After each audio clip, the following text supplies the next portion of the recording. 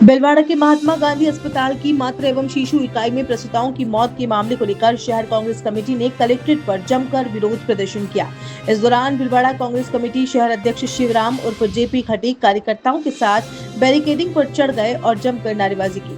वहीं कांग्रेस प्रतिनिधि मंडल ने मुख्यमंत्री के नाम जिला कलेक्टर को ज्ञापन सौंपकर दोषियों के खिलाफ सख्त कार्रवाई, उच्च स्तरीय जांच कमेटी के गठन और मृतक प्रसूताओं के परिवारों को आर्थिक सहायता देने की मांग की। महिला कांग्रेस कमेटी की प्रदेश अध्यक्ष सारिका सिंह ने कहा कि कोटा, बीकानेर और बांसवाड़ा के बाद अब बिलवाड़ा में प्रसूताओं की मौत के मामले सामने आए हैं।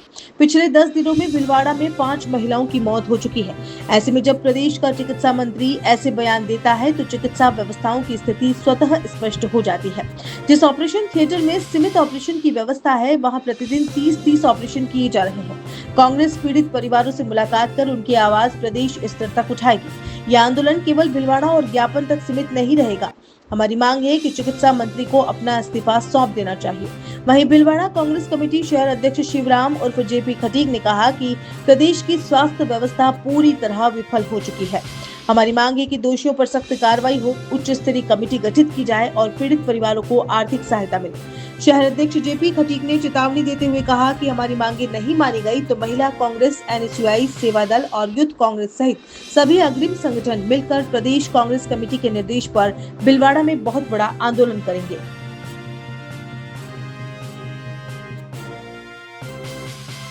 कोटा, बीकानेर, बांसवाड़ा और अब भीलवाड़ा की बारी आई है।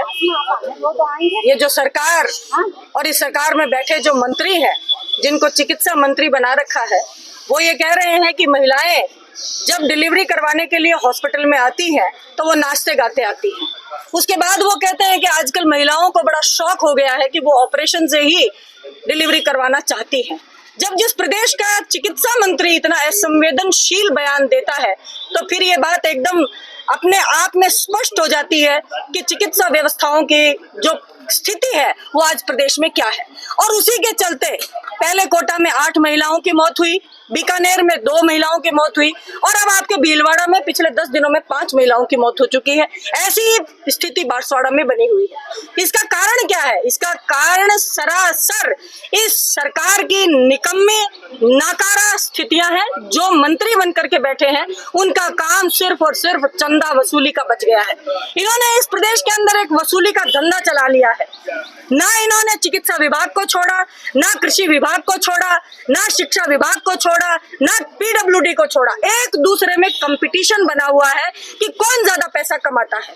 आज प्रदेश के अंदर महिला सुरक्षा को लेकर के इतनी आपातकालीन स्थिति बनी हुई है। पूरे देश के अंदर रेप में, मर्डर में, घरेलू हिंसा में राजस्थान का नंबर 1 है, लीडिंग स्टेट बन चुका है।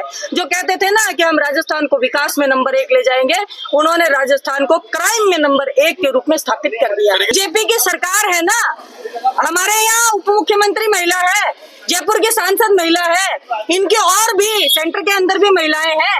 एक महिला का कभी भी कोई स्टेटमेंट आपने देखा है? और कांग्रेस हमेशा महिला सशक्तिकरण के लिए खड़ी है। आज इसीलिए मैं कोटा गई थी, वहां पर हमने पूरा इनको ज्ञापन दिया, दबाव बनाया कांग्रेस पार्टी ने, तो इन्होंने एक जांच कमेटी बिठाई और जांच कमेटी बैठने के बाद में जो जांच हुई उसमें स्पष्ट हुआ कि जो इंजेक्शन ये लगा रहे हैं, जो दवाइयां ये दे रहे हैं, वो सब स्टैंडर्ड की दवाएं हैं।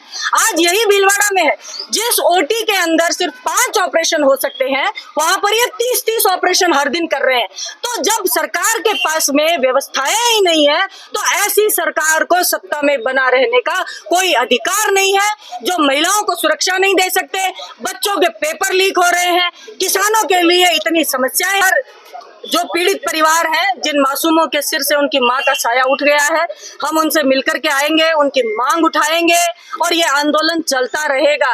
ये सिर्फ यहाँ भीलवाड़ा आकर के और ज्ञापन देने तक सीमित नहीं होगा। हम इसको प्रदेश स्तर पर इस आवाज को उठाएंगे। ये चिकित्सा मंत्री बिल्कुल नाकारा, निकम्मा और घमंडी है। ये घमंड में चूर है। इनको जनता की तकलीफें नहीं दिखाई दे रही, इसीलिए ये ऐसे संवेदनशील स्टेटमेंट्स देते हैं। हम ये आवाज जयपुर में उठाएंगे और चिकित्सा मंत्री के इस्तीफे की हम मांग करते हैं। मृत्यु हुई है, जिसके बारे में आज हम यहाँ कलेक्टर साहब को ज्ञापन देने आए हैं। हमारे प्रदेश कांग्रेस कमेटी की महिला अध्यक्ष बहन सारिका जी भी हैं और सारे तमाम हमारे संगठनों, अग्रिम संगठन और जिला कांग्रेस कमेटी के सभी पदाधिकारीगण, हमारे नेता प्रतिपक्ष धर्मेंद्र जी पारिक, तमाम कांग्रेसी यहाँ जिन कलेक्टर साहब को ज्ञापन देने आए हैं। आपको मालूम है कि राजस्थान सरकार स्वास्थ्य व्यवस्था में विफल रही है, पूरी तरह से ठप हो चुकी है। इन महिलाओं की जो मौत हुई है उसका जिम्मेदार कौन है? इसमें हम कलेक्टर साहब को आज ज्ञापन देके अपनी मांग रखेंगे।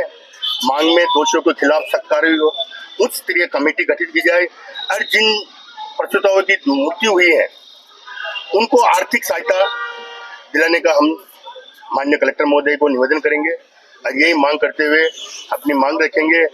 ये भीलवाड़ा में ही नहीं, बीकानेर, कोटा, बांसवाड़ा, सब जगह ऐसे हालात हो रहे हैं जिसका मतलब ये सरकार विफल है। इस सरकार को, इस पे राजस्थान सरकार की स्थिति पे बैठने की जरूरत नहीं है। मेरे हिसाब से इनको इस्तीफा दे देना चाहिए और हम आगे भी मांग रखेंगे। अगर हमारी मांगों को कोई ठुकराई गई, हमारी जांच कमेटी हुई, दोषियों के खिलाफ कार्रवाई नहीं हुई, तो हम आंदोलन करेंगे। उस आंदोलन का नाम होगा महाआंदोलन। वो पूरी कांग्रेस, महिला कांग्रेस, NSUI, सेवा दल, यूथ कांग्रेस, सारे अग्रिम संगठन के प्रकोष्ठ, विभाग, हम सब मिलके इस आंदोलन को बड़ी रूपरेखा देंगे। कांग्रेस कमेटी इन पे विचार करेगी। ऊपर से हमें जैसा निर्देश मिलेगा, गोविंद सिंह जी डोटासरा जी जैसा आदेश हमें देंगे उसकी हम पालना करेंगे। अगर वो हमको जांच कमेटी भीलवाड़ा की बनानी है तो हम ऊपर से दिशा निर्देश देंगे।